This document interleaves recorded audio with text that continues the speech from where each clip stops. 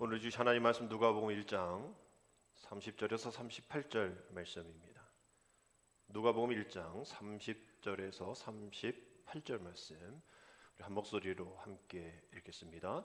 천사가 이르되 마리아여 무서워하지 말라. 내가 하나님께 은혜를 입었느니라. 보라, 내가 잉태하여 아들을 낳으리니 그 이름을 예수라 하라. 그가 큰 자가 되고 지극히 높으신 이의 아들이라 일컬어질 것이요 주 하나님께서 그 조상 다윗의 왕위를 그에게 주시리니 영원히 야곱의 집을 왕으로 다스릴 것이며 그 나라가 무궁하리라.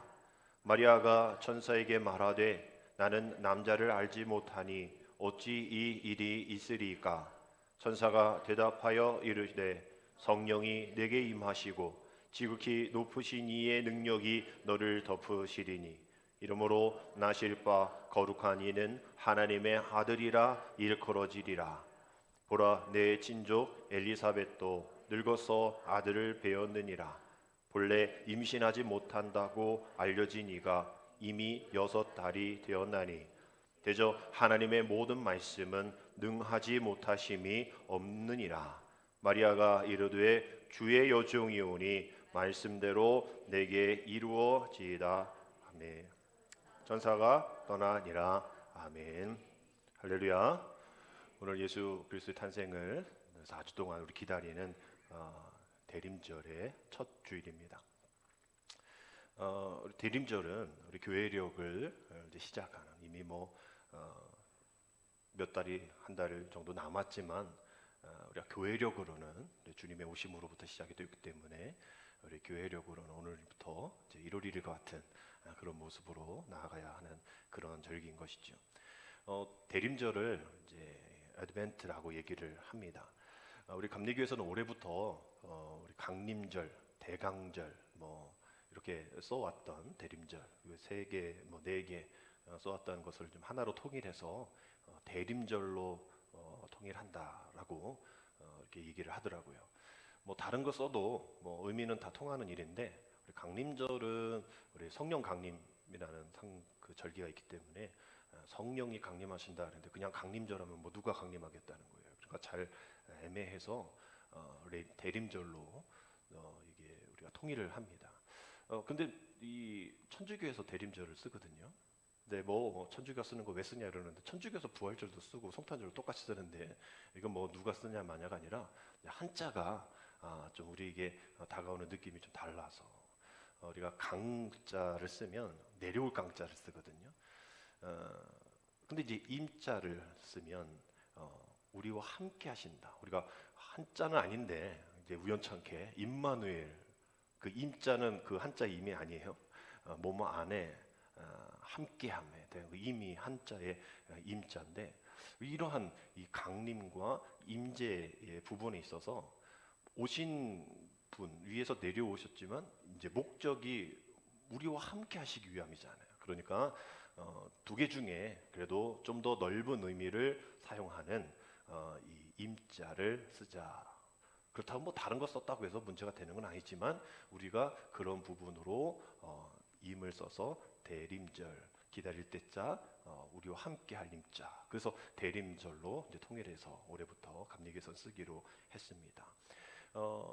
강림이라는 단어 안에 내릴 강자 임할 임자가 이제 되어 있지만 더 세부적으로 들어가면 우리가 이제 대림절이 우리에게 내려오는 그리고 우리 안에 임하시는 그런 하나님의 역사를 느끼는 것이죠. 그래서 그 임재하심을 우리 기대하는 우리 안에 계신 그 하나님을 발견하는 4주간이 오늘부터 시작이 되어지는 겁니다.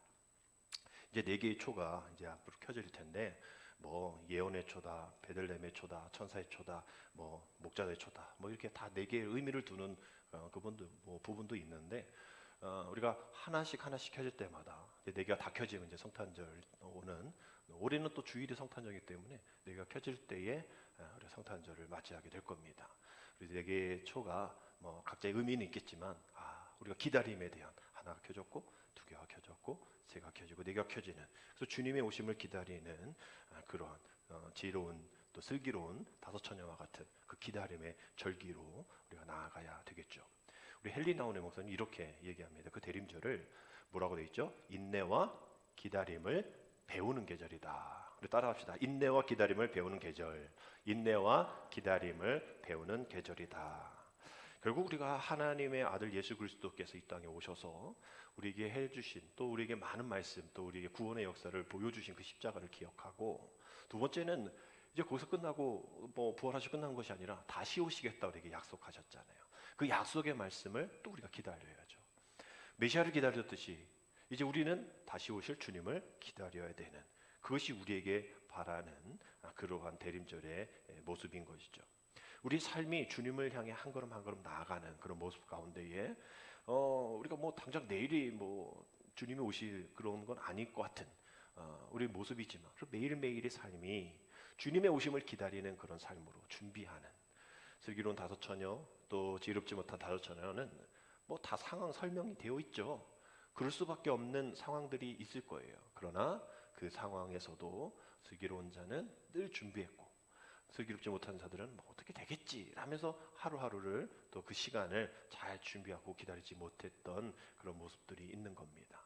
우리가 슬기로운 다섯 처녀와 같이 주님의 오심을 기다리시고 또 기대하는, 그래서 어둠을 걷는, 어둠에 사는 자들이 아니라 낯을 걷는 모습으로, 우리 여전히 삶이, 또 우리의 모습이 어렵고 또 우리의 삶이 힘든다면 할지라도 안 보이는 것 같이 헤매는 삶이 아니라 낫의 모습으로 걸어가는, 그러한 모습으로 우리가 바른 길로 걸어가는 기대하심이 있어야겠죠.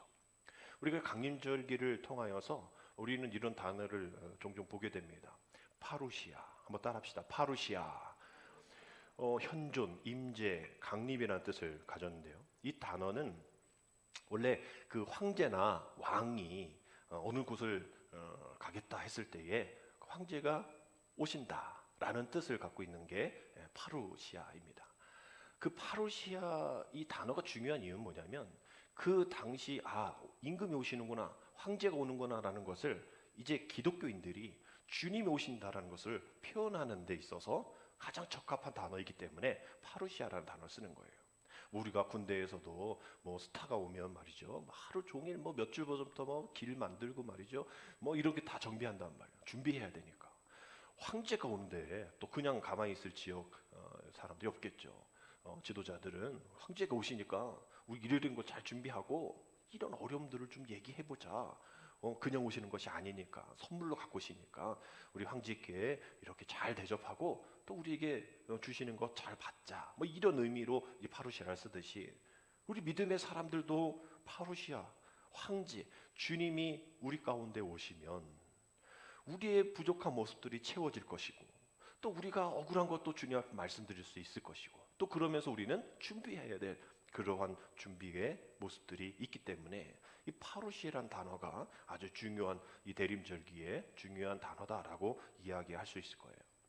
우리가 뭐 많은 바쁜 가운데 일처리가 또 해야 할 일이 많지만, 다른 것보다도 주님이 오신다는데, 주님의 오심을 기다리는 이 4주간의 절기, 정말 우리가 열중하고 또 집중하고 또 하나님 앞에 우리가 정말 기다리고 있습니다. 우리 가운데 와 주옵소서, 임마누엘 하나님으로 내가 기대하겠습니다 라면서 우리는 주님을 기다려야 한다라는 것이죠. 우리 이런 단어가 있죠. 부사가 있습니다. 이제나 저제나. 이게 사전에 등록이 되어 있는 거예요. 이제나 저제나.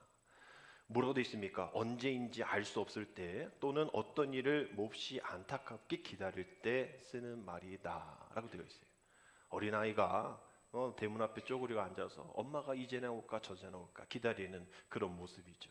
명절 때 길 막히는데 자녀들이 이제나 저제나 언제 올까, 하나도 오지 마, 올해는 그냥 있어 라고 하면서도 마음 가운데에 왔으면, 또 오고 있을 때에 조심히 왔으면 하는 그런 마음으로 이제나 저제나 기다리는 그런 표현을, 부사를 쓸 때에 이제나 저제나라는 단어를 쓰게 되죠. 정말 우리 언제 일어날지 모르지만 그 일이 일어나기를 간절한 마음이 이 단어입니다. 우리 예수님을 기다리는 마음도 이제나 저제나의 마음이 되어야겠죠.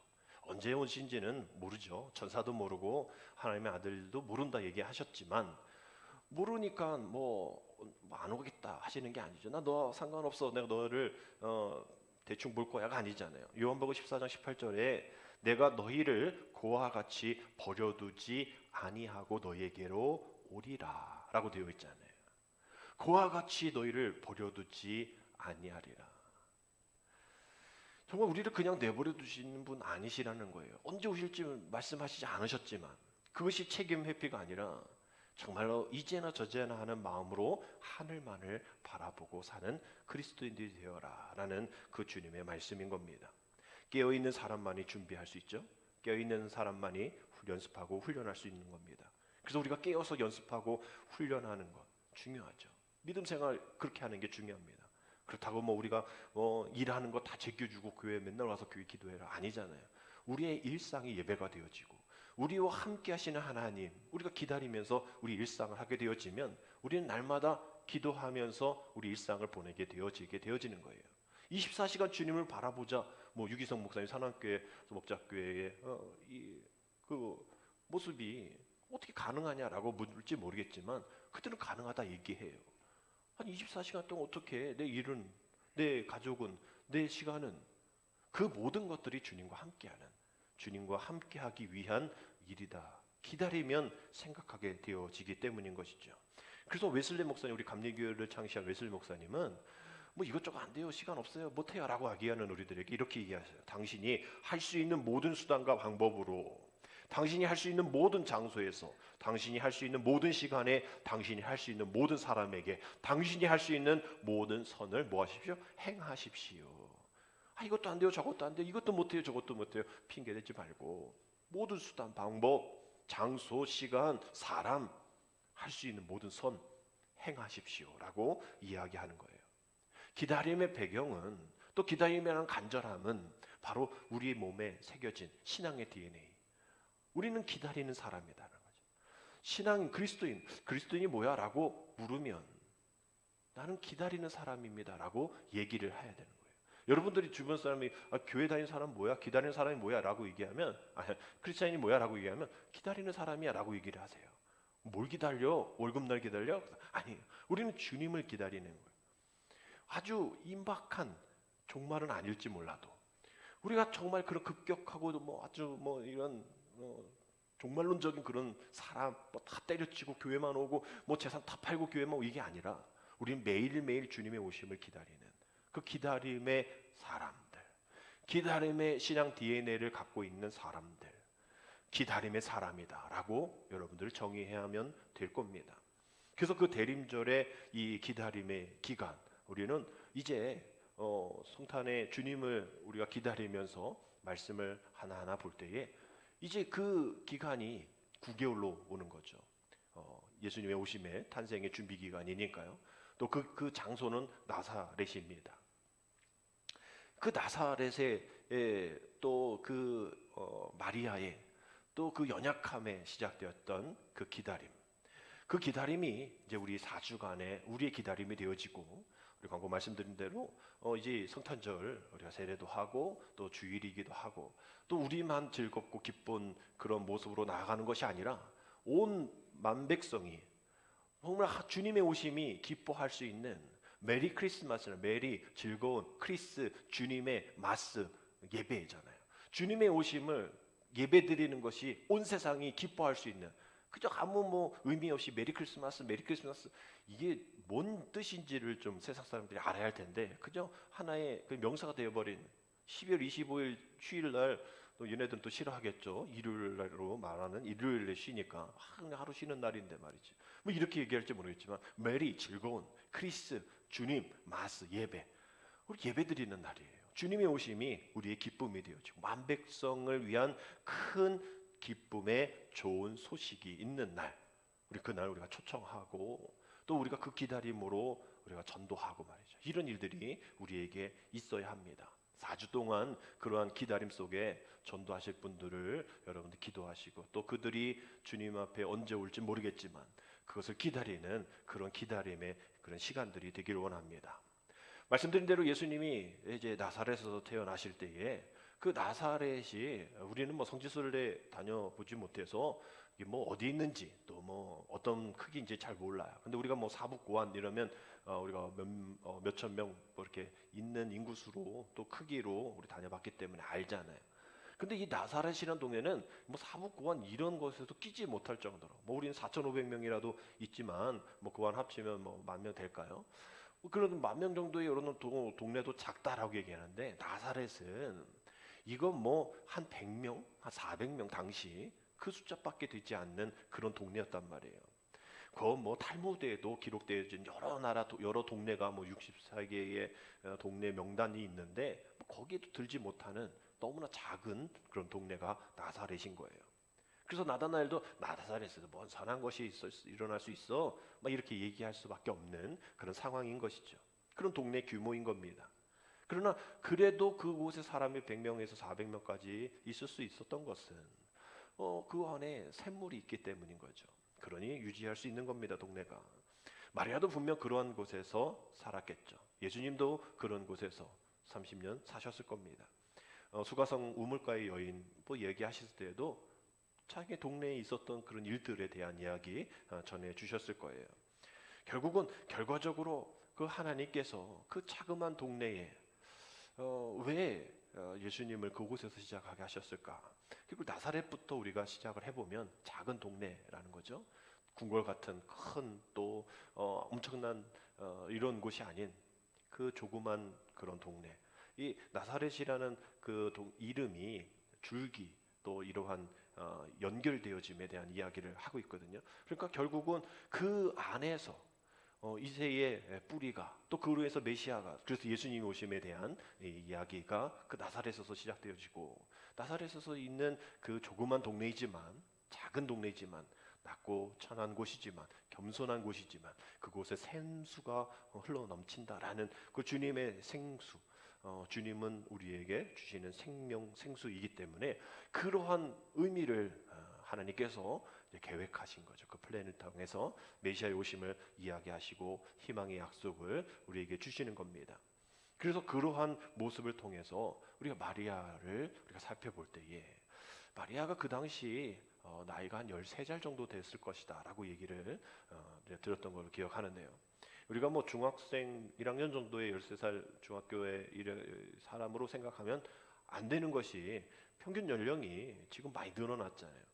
예수님도 뭐 33살에 십자가에 달려 돌아가셔서 그냥 청년이 돌아간 것 같은, 뭐 결혼한 그러한 모습인 것 같지만 그 당시 평균 수명이 35 요 정도밖에 안 돼요.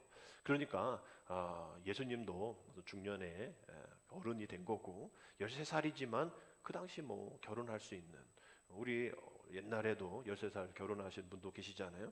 그런 것이라 보면 됩니다. 그러나 여전히 어린 여인인 것이죠.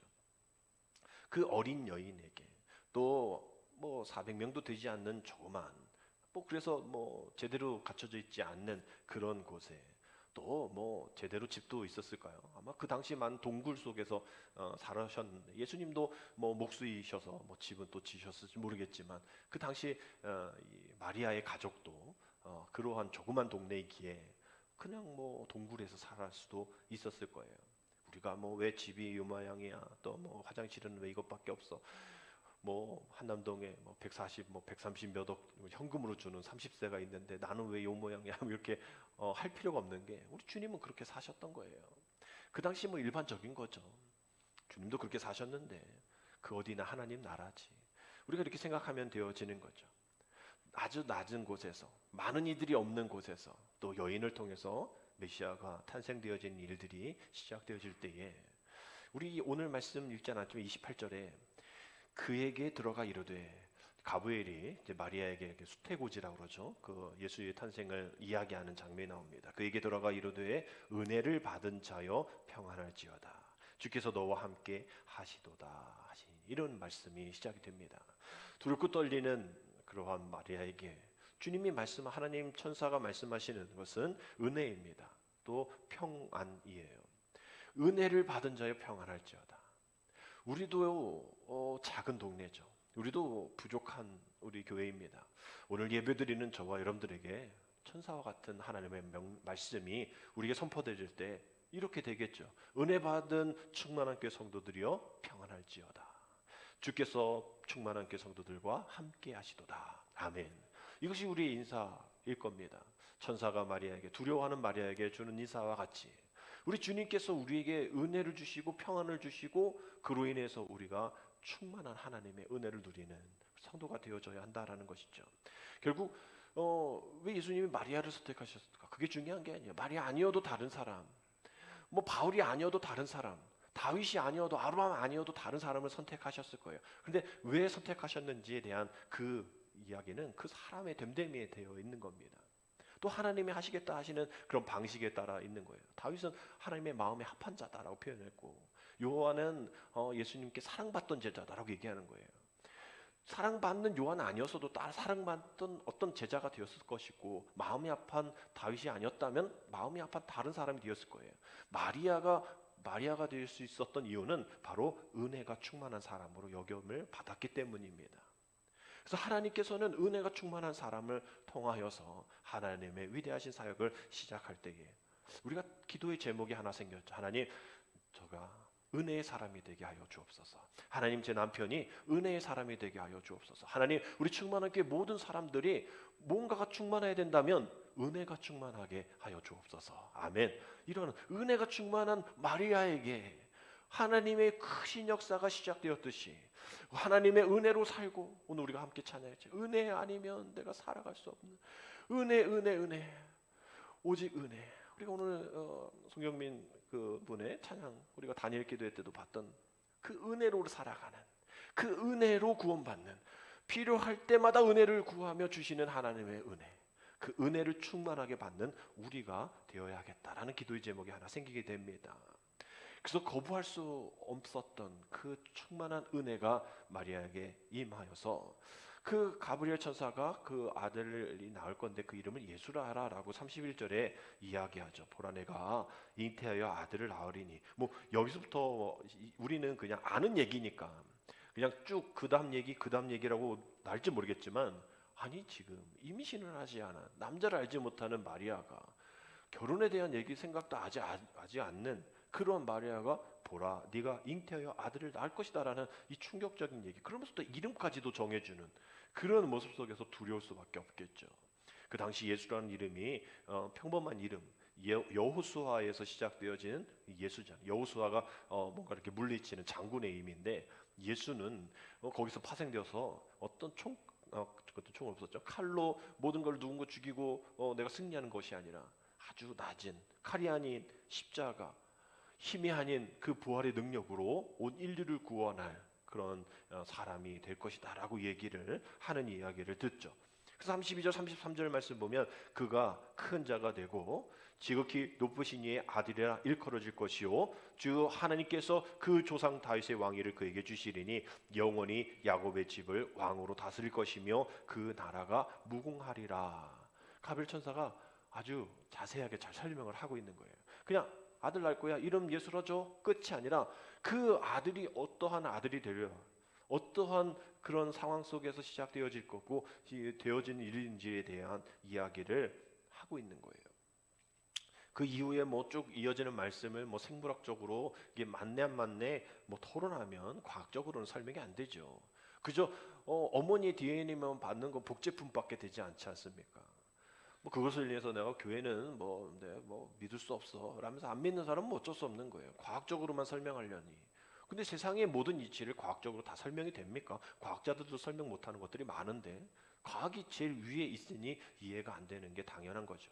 그 과학까지도 포함하고 있는 신학적인 설명을 우리가 듣고 믿음으로 고백되어지면 이해가 되는데 말입니다.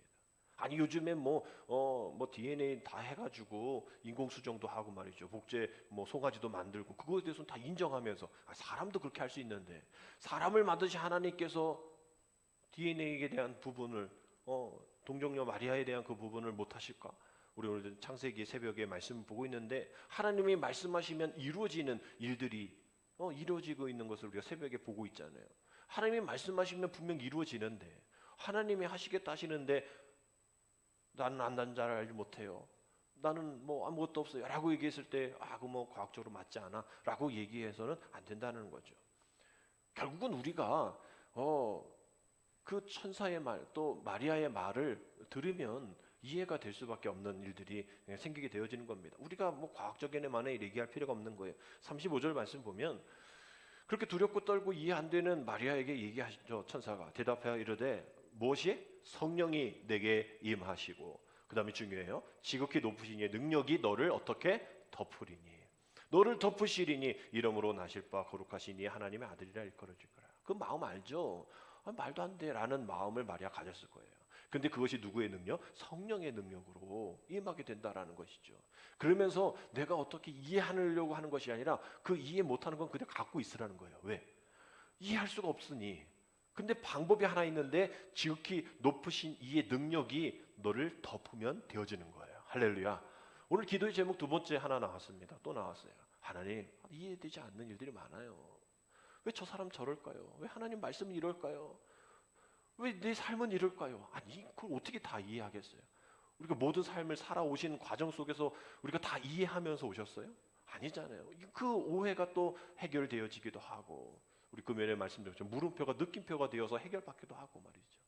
이런 일들 가운데 가능한 것은 지극히 높으신 의 능력이 우리의 생각을, 내 고정관념을, 내 패러다임을 덮으셔야 된다는 거예요. 할렐루야. 이것이 우리 두 번째 기도 제목이 되어야 합니다. 하나님, 나는 어쩔 수 없네요.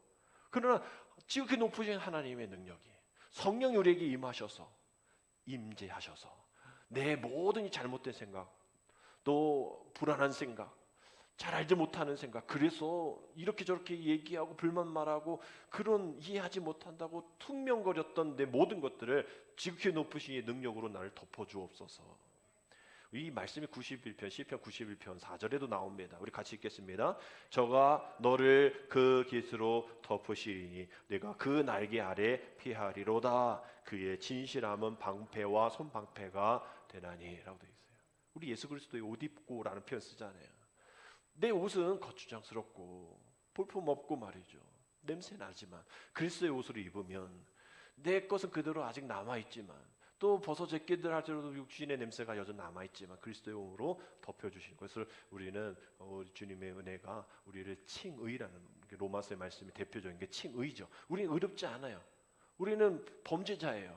뭐 땅땅땅 너 선고 13년 이렇게 맞은 사람인데 대법원 가가지고 항소해가지고 죄가 없다, 한번 봐준다 이렇게 되어지는 그러한 것처럼 우리는 죄 많은 우리들, 죽을 수밖에 없는 우리들인데 주님이 너 죄가 있지만 예수 그리스도의 피로 또 십자가의 은혜로 죄가 없게 해주었어. 이것이 구원이고 이것이 우리에게 주신 칭의예요. 의롭다 칭하여 주는 거예요. 의롭진 않아. 근데 의롭다 칭해 주는 거예요. 그러니까 우리의 삶도 역시 하나님 지극히 높으신 능력이 나를 덮어 주옵소서. 나를 덮어 주옵소서. 주의 깃으로 나를 덮으시고 그리스도의 옷으로 나를 덮어 주옵소서 라고 우리는 기도해야 됩니다. 내가 잘난 거 하나도 없기 때문인 것이죠.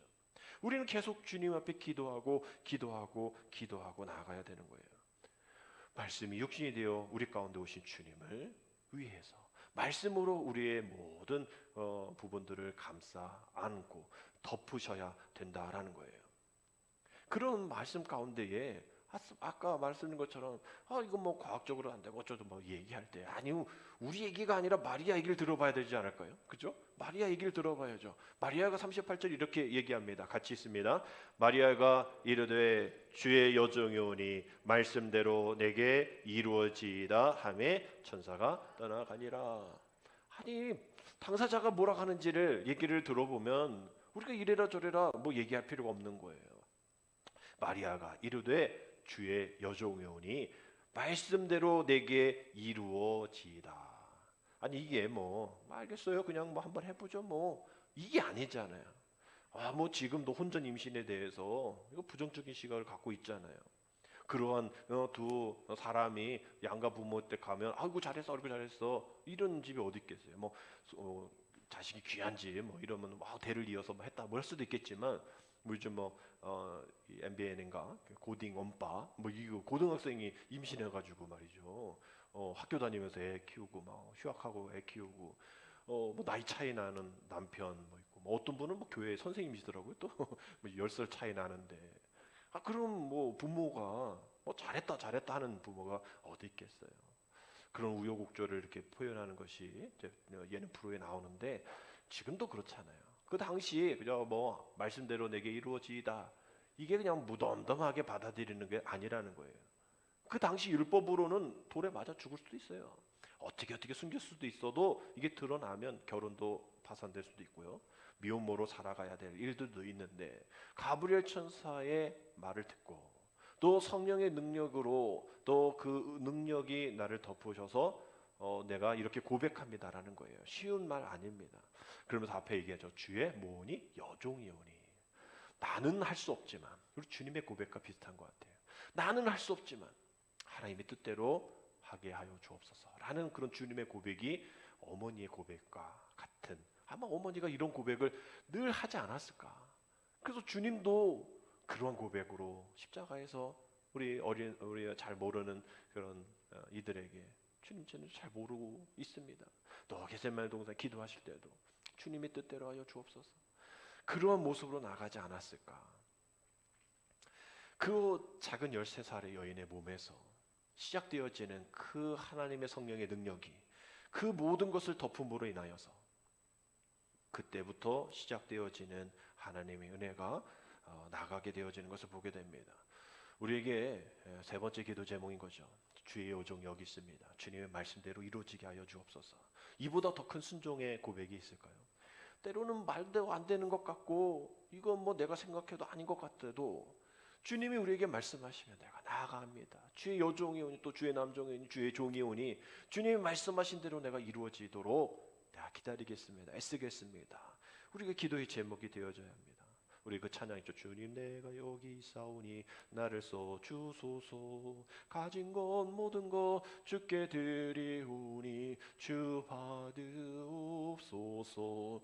그 찬양 부를 때마다 너가 가가 아니라 주님 나를 받아 주옵소서. 내가 하겠습니다. 내가 가겠습니다라는 그런 고백의 찬양인 것처럼 마리아도 그러한 주님 제 여종이 여기 있습니다. 주님 나를 써 주옵소서. 주님의 말씀이 이루어지기를 원합니다라고 고백하는 것.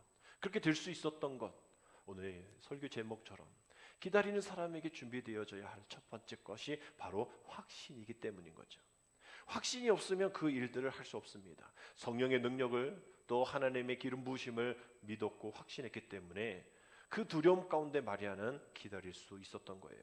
아직 이루어지지 않고 아직 온 것 아니지만 말이죠. 그 두드리라 열릴 것이라는 말씀에 성취되어서 지금도 우리가 계속 기도하고 있는 것, 무엇 때문에 무엇으로 우리가 기도할 수 있고 기다릴 수 있습니까?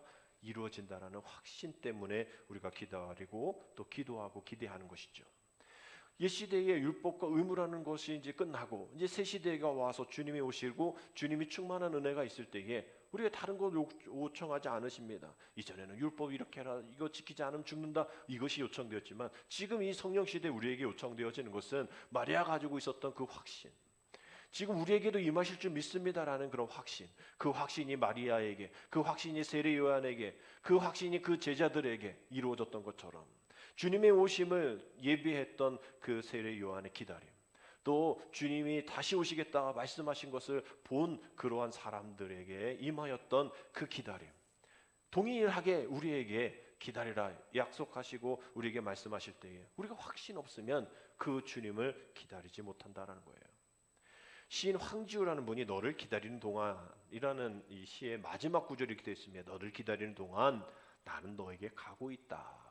그 시를 쭉 보면 뭐 기다리고 있나 봐요. 근데 문이 열려서 발소리가 들려서 보면 아니야. 근데 넌 줄 알았더니 아니야. 또 다른 문이 열리고 또 왔는데 너가 아니야. 그래서 결국은 내 자신을 바라봤더니 너를 기다리는 동안 나는 너에게 가고 있더라 라는 그런 시였어요. 우리도 그렇지 않습니까? 뭐 이 시간에 오지 않으면 걱정하죠. 주일날 여러분들 안 오시면 저도 걱정하듯이 거기서 끝나는 게 아니라 거기에 우리의 몸이 가진 못하지만 마음이 가고 있잖아요. 기다려 있는데 또 자식 기다리는 부모도 아직 오지 않았는데 이미 오고 있는 아들의 자식의 딸의 마음에 가 있는 것처럼 그렇게도 계속 전화하시잖아요. 어디냐, 뭐 언제 오냐. 우리는 뭐 몇 시까지 갈 거예요. 내비에 그렇게 찍혀 있어요. 퉁명스럽게 얘기하지만 부모님들은 기다리는 거예요. 기다리면서 아직 도착 안 했는데 그 자식들에게 마음이 가고 있는 거예요. 이현주 목사님은 이런 거기 또 한 단계 나가서 이렇게 얘기하십니다. 내가 당신을 기다릴 수만 있다면, 당신을 기다리는 기다림으로 죽어갈 수만 있다면 당신 마침내 오지 않아도 좋사라고 얘기해요. 순교자의 기도인 겁니다. 사자굴에 들어가고 불에 태워 죽임을 당하고 또 감옥에서 온 고난을 또 고문을 당하면서 죽었던 순교자들. 아니 주님이 오셔서 다 바울과 같이 막 창고를 틀고 막 쫙쫙쫙 열리고 말이죠. 뭐 그렇게 되어야 일이 있어야 하는데 안 됐잖아요. 그래서 죽음을 맞이했잖아요. 그래도 괜찮다라는 거예요. 왜? 내 마음이 주님 앞에 가고 있으니. 주님이 내게 오지 않으셔서 그게 안 온 게 아니잖아요. 이 창고 문이 열리지 않고 뭐 내가 묶여 있던 것이 결박된 것이 풀어지지 않는다 할지라도 난 괜찮다라는 거예요. 이미 내 마음이 주님 앞에 가고 있기 때문에, 천국을 향해 가고 있기 때문에, 사람들이 날 죽여도 배신하라고 주님을 거부하라고 얘기해도 니네들이 날 죽일 수 있어도 난 죽지 않아. 내 신앙은 죽지 않아. 나는 주님을 기다리고 있기 때문에. 그러면 사람은 십자가에서 네가 하나님 아들이라면 하나님 내려오게 해야지 이런 것처럼 또 그 교회 다닌다며, 너 예수 믿는다며, 그러면 너 하나님이 널 도와줄 텐데 너 왜 이렇게 죽어? 마지막 한번 하나님을 거부해봐, 하나님을 저주해봐. 그래도 하지 않는, 바로 그거죠. 당신 마침내 오지 않아도 뭐다? 좋다. 우리의 또 네 번째 기도 제목입니다. 하나님, 그러하지 않아도, 우리 금요일 하박국 말씀 봤잖아요. 뭐 이렇게 저렇게 되지 않아도 어떻습니다? 좋습니다 라는 고백의 기도의 제목. 당신이 마침내 오지 않아도, 내게 그렇게 주어진 것 없다 할지라도, 내가 원하는 대로 되지 않았다 할지라도 괜찮습니다. 그저 기다리겠습니다. 결국 산다는 거는 기다린 거잖아요. 우리가 늘 기다림의 연속이잖아요. 지난주에 정석경 목사님 아들 낳거든요. 그래서 막 정선 지방 밴드에 막 올려놓으니까, 막 사진까지 올려놓으니까 막 목사님들 축하합니다 막 올려놨죠. 얼마나 기쁠까요?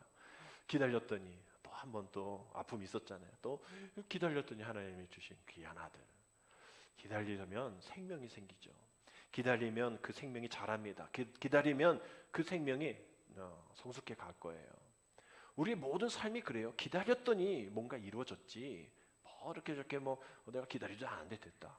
이미 하나님은 태초부터 우리를 위해서 계획하신 것들이기에 그 계획하심을 우리가 기다리면 언젠가 반드시 이루어진다라는 거예요. 그러니 기다림은 희망입니다.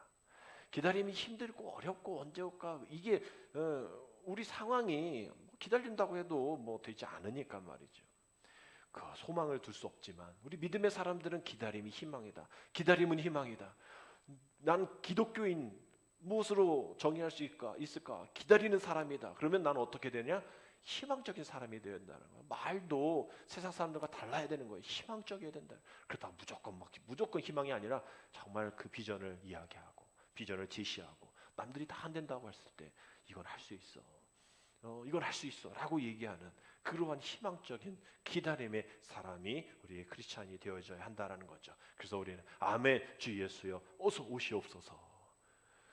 어서 오시옵소서. 그날이 언제인지 모르지만 하나님의 그날, 그 확신 가운데 기다리는 그날, 우리는 인내하며 기다리겠사오니 주님이 강림하셔서 우리의 삶 가운데 인재하심을 내가 믿고 그 주님의 다시 오심을 제가 기다릴 테니 주여 오시옵소서. 마라나타 되신 주님 어서 오시옵소서.